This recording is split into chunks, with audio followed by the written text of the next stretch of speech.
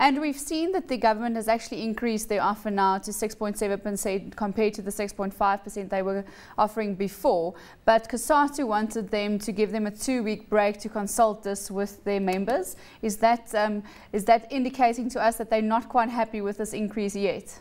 You know, I think the issue is simply this. You know, government announced that they had about 5.5%, 6% in the budget. Everyone knows that there's a little bit more when you come around the table. They break at 6.5. Government now goes to 6.7. I think, in fact, government have reached the end of their mandate, and I don't think they want to go any further. I think the fact that COSATU have asked 2 weeks to consult is indicative of the fact that COSATU do not particularly want to strike, and that they would be afraid of a strike simply because it may not be well responded to by the members. And if you call a strike and the members don't go out, it's hugely embarrassing, and of course it's a very serious blow to union power. So I think they want plenty of time to not only talk to the members, but I think that what is going to go on now is there will be a little bit of interaction behind the scenes with COSATU negotiators with government. So they'll be out of the public eye and they'll see if they could squeeze it for a little bit more. I think that a settlement around 6.7, even 6.8 is a good settlement, given that the public sector has come off quite significantly from its previous double-digit figures over the last 4 or 5 years. So it's coming back in line. Equally in line with the current overall level of settlements, yes, it is below the average, but then the public sector should be there. They're at the bottom of the pay league.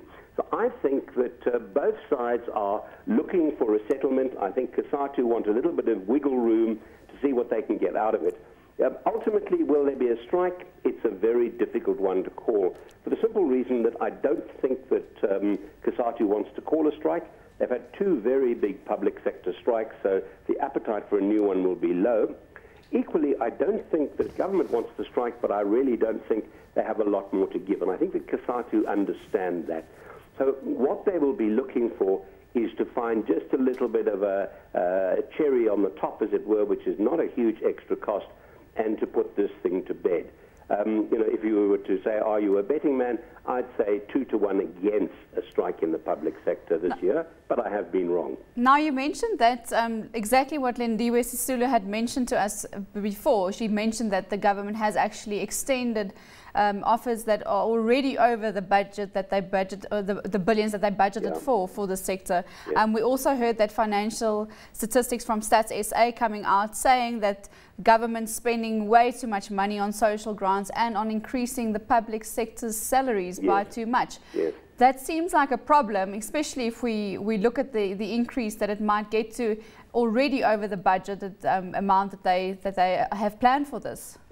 Well, you know, I think that there are always 2 figures. There's what we tell you is the bottom line, and then there's the absolutely bloody final bottom line, the ABF, so to speak. And I think government is there. They're spending too much on wages, yes, they are, but if you take into account that over the last 3 to 5 years, the average settlement has been close to double digits, 9, 9.5, maybe even 10%, this is a fairly significant move down. And, you know, wage settlements don't tumble from 5 to 2.5 or from 10 to 5 year on year.